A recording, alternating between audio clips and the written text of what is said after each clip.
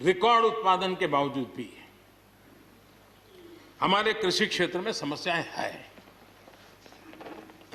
कोई ये तो मना नहीं कर सकता है समस्याएं नहीं है, लेकिन समस्याओं का समाधान हम सबको मिलकर के करना होगा। और मैं मानता हूं कि अब समय ज्यादा इंतजार नहीं करेगा।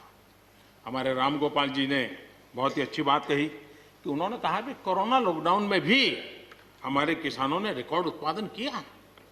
सरकार ने भी बीज, खाद, सारी चीजें कोरोना काल में भी पहुंचाने में कोई कमी नहीं होने दी, कोई संकट नहीं आने दिया, और उसका सामूहिक परिणाम मिला कि देश के पास यह भंडार भरा रहा। उपज की रिकॉर्ड खरीदी भी इस कोरोना काल में ही हुई। तो मैं समझता हूं कि हमने नए नए उपाय खोज करके आगे बढ़ना होगा। और जैसा मैंने कहा, कोई भी हम कई कानून है, हर कानून में 2 साल 5 साल के बाद, कभी 2 महीने 2-3 महीने के बाद सुधार करते ही करते हैं। हम कोई स्टैटिक अवस्था में जीने वाले लोग थोड़े हैं जी। जब अच्छे सुझाव आते हैं तो अच्छे सुधार भी आते हैं, और सरकार भी अच्छे सुझावों को, और सिर्फ हमारी नहीं, हर सरकार ने अच्छे सुझावों को स्वीकार किया। यही तो लोकतंत्र की परंपरा है। और इसलिए अच्छा करने के लिए अच्छे सुझावों के साथ, अच्छे सुधारों की तैयारी के साथ हम सबको आगे बढ़ना चाहिए। मैं आप सबको निमंत्रण देता हूं, आइए हम देश को आगे ले जाने के लिए, कृषि क्षेत्र की समस्याओं का समाधान करने के लिए आंदोलनकारियों को समझाते हुए हमने देश को आगे ले जाना होगा। हो सकता है कि शायद आज नहीं तो कल जो भी यहाँ होगा, किसी न किसी को ये काम करना ही पड़ेगा। आज मैंने किया है, गालियां मेरे खाते में जाने दो, लेकिन इस अच्छा करने में आप जुड़ जाओ। बुरा हो मेरे खाते में, अच्छा हो आपके खाते में, आओ मिलकर के चले।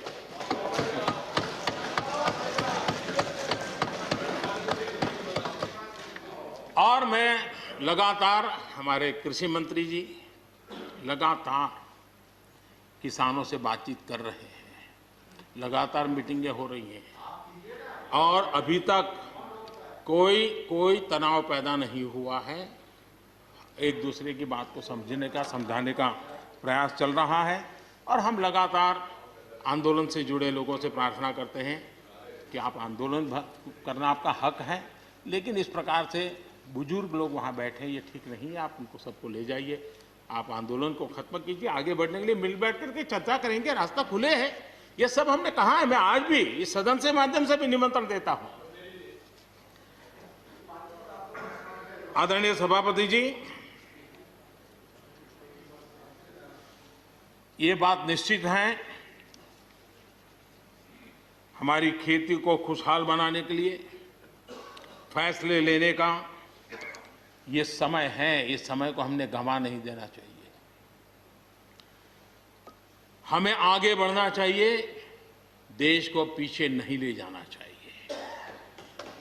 पक्ष हो, विपक्ष हो, आंदोलनरत साथी हो, इन सुधारों को हमने मौका देना चाहिए, और एक बार देखना चाहिए कि इस परिवर्तन से हमें लाभ होता है कि नहीं होता है। कोई कमी हो तो उसको ठीक करेंगे, और कहीं ढिलाई है तो उसको कसेंगे। ऐसा तो है नहीं कि सब दरवाजे बंद कर दिए बस। और इसलिए मैं कहता हूं, मैं विश्वास दिलाता हूं कि मंडियां अधिक आधुनिक बने, अधिक प्रतिस्पर्धी होगी। इस बार बजट में भी उसके लिए हमने प्रावधान किया है। इतना ही नहीं, एमएसपी है, एमएसपी था, एमएसपी रहेगा। इस सदन की पवित्रता समझे हम। जिन 80 करोड़ से अधिक लोगों को सस्ते में राशन दिया जाता है, वो भी कंटिन्यू रहेगा। इसलिए मेहरबानी करके भ्रम फैलाने के काम में हम न जुड़े, क्योंकि हमको देश ने एक विशिष्ट जिम्मेवारी दी है। किसानों की आय बढ़ाने के जो दूसरे उपाय हैं, उन पर भी हमें बल देने की जरूरत है। आबादी बढ़ रही है, परिवार के अंदर सदस्यों की संख्या बढ़ रही है, जमीन के टुकड़े छोटे होते जा रहे हैं। ऐसी स्थिति में हमें कुछ न कुछ ऐसा करना ही होगा ताकि किसानी पर बोझ कम हो, और हमारे किसान के परिवार के लोग भी रोजी रोटी कमाने के लिए, उनके लिए हम और अवसर उपलब्ध करा सकें। इनकी तकलीफों को दूर करने के लिए हमने काम करना होगा।